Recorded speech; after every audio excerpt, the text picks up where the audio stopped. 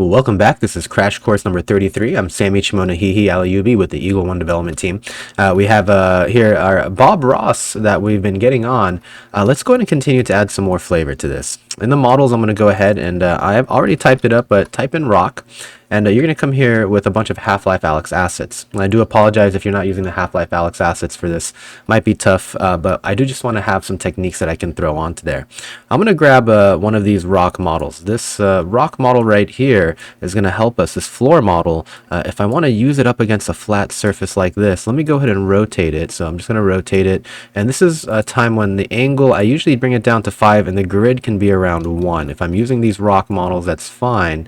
I can go ahead in the local orientation. I'm going to make it bigger and smaller.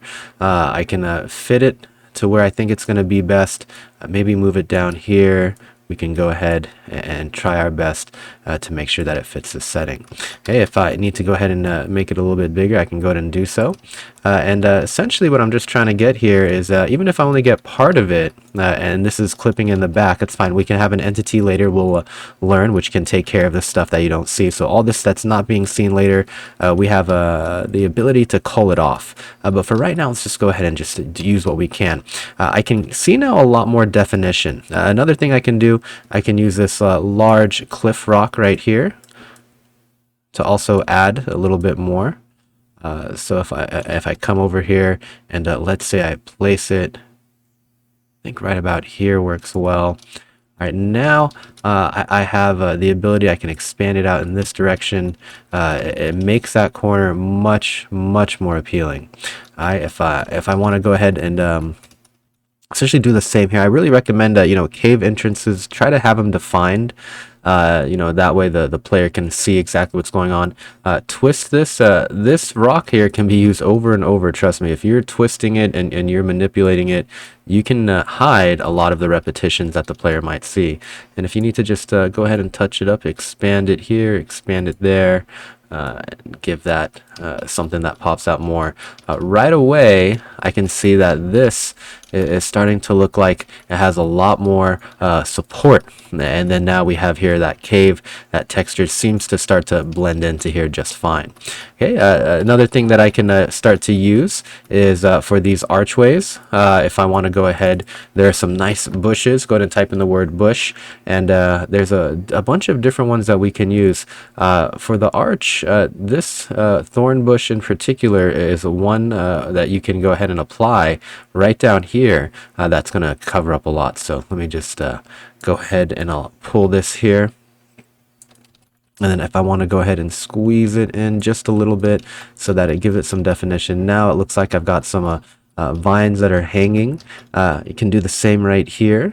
You can place another one, go ahead and push it in a little bit and have some fun with the vegetation. This is really just you giving the illusion that these plants are hanging. I'm just making sure they're vertical.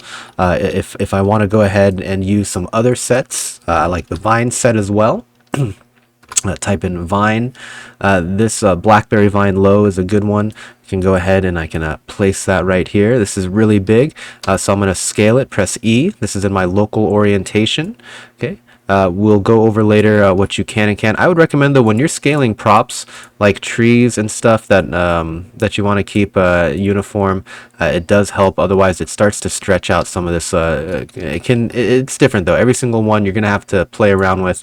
But these are just some of the ones that I found can really help. And sometimes I like to just go ahead, use this tool, orient it, and then just let's pull it back up here and more towards the cave entrance. There we go. So we can have a lot of this hidden. So where this ridge line meets, if we're able to hide that, then as a result, the player's not going to be able to tell that anything is there in the first place. I like this one, Thornbush 1A. This one will definitely add some triangles. Okay, if you're not sure, press F8. You can see the scene. Foliage does start to add quite a bit, and we'll have tutorials later on how we can maximize getting the most out of it. But if I go ahead and I push this slightly into here, I cover up as much of this rock seam as possible. So now the player starts to assume really that this rock, really may go up higher than it actually is. And I'm just using foliage to go ahead and make sure that the player thinks that something is there. there.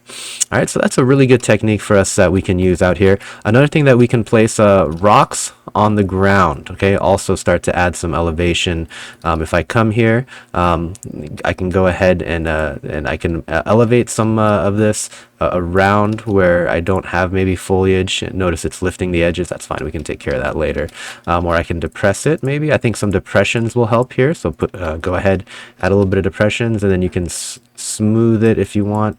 Let's just do a little bit of smoothing. If you start to make edit in your terrain though, you'll start to notice plants may begin to float. So usually I don't like to add plants until the very end, once I know what my terrain looks like, because once it places it down, if you don't have everything, then you're going to start to notice that difference. But yeah, a little bit of elevation differences, they do go a very, very long way. So just some slight depressions here, some slight, press B if you want to smooth it out a little bit so that it's not as noticeable. But these sorts of changes can really go a long way in making sure that the player believes that they're actually there. Okay, now another thing that I can do is I can start to remove some of these bricks. So here's what I mean by that. Let's go ahead and let's take this brick right here. I like this brick. I'm going to get rid of it. I'm going to select all of these faces, press Alt N. Okay, and then let's press Control H just so we can isolate these faces. I don't want to get anything else here. I'm going to select this brick right here. I'm going to press Shift X, okay, and we're going to do a slice, and we're just going to go ahead and save everything for now. Let's cut this. Let's go ahead and cut this, and maybe we'll cut this one as well, just so that way it looks like there's some oddities going on here. Okay, now here's what I'm going to do. I'm going to go ahead and I'm going to delete these faces, okay, and then I'm going to bridge these two, and I'm going to bridge these two. Okay, now I can go into much further depth of arranging it so it looks like it matches, but for right now we're just going to delete it. Let's take care of this brick as well. Delete that, bridge this face, let's bridge this face. Okay, press U to unhide it, and now it looks like we have some missing bricks. Hey, this is a great way for us to go through and be able to add some flavor to this. Okay, we can do this to the tiles here as well. Okay, I'm going to go ahead here, press Control H, Alt N, just so we can make it a new one. Let's just make sure there's no n-gons here. Notice there's some n-gons, so I'm just going to go ahead and delete these n-gons right away. I want to mess with the tiles over here near the door, so I'm just going to go ahead. I'm going to make some cuts, so Shift X. Let's just make a quick cut across here. I'm going to change the grid size to 4. Okay, I only want this face, so let's go ahead. Let's go Shift X here, Shift X here, and then let's just say that we have some of these tiles that are removed. Okay, so I'm going to go ahead and a couple ways I can do this is I can grab the face that I want, press T, change the grid size down to 1, okay, and then hold down Shift, drag it down 1 unit. Okay, and now I have a depression, and for right here, I can go ahead and change up how it looks. Let me just do one more quick cut over here, just so that way it makes a little more sense here. So some of these tiles, now tiles in the middle missing usually don't make too much sense. So something I want to do, okay, let's just go ahead and let's remerge this, and then let's pull this down as well. Okay, this gives us the idea that some tiles are gone missing, which is fine. That's totally what we want. We want people to think it's not there anymore. The last way we can go ahead and spruce this up, go to your materials. We can just go ahead and type concrete right now if we want, or dirt really is a good way to put it, because that's probably what's underneath it. And then let's just get some kind of dirt texture right here. This dirt texture works fine. I'm going to go ahead, press Shift T. Okay, now we have some definition. Looks like when they came in, that tiles went missing. And if I really want to make this fun, I can just go ahead, quickly grab that, make another tile on top of it. Okay, there's our tile. It's not missing, it's here. And I'm just going to go ahead, you know what happened? We just kind of misplaced it. There it is. And then for this other one, yeah, same over here. We have the tiles. They're just a little bit misplaced. Okay, and something that I can do to to lead the player in, if I want to go ahead, I can even put it out here, almost like as if they were working on it. Okay, and then taking a look, if you go to all lighting, don't worry, our cube maps aren't rebuilt. That's why it's messy, and we haven't changed block lighting. So we'll rebuild the lighting later. But now I've added a lot more to this environment, make it believable that there is something going on. Okay, I hope you guys enjoyed this tutorial. We'll see you guys on our next crash course.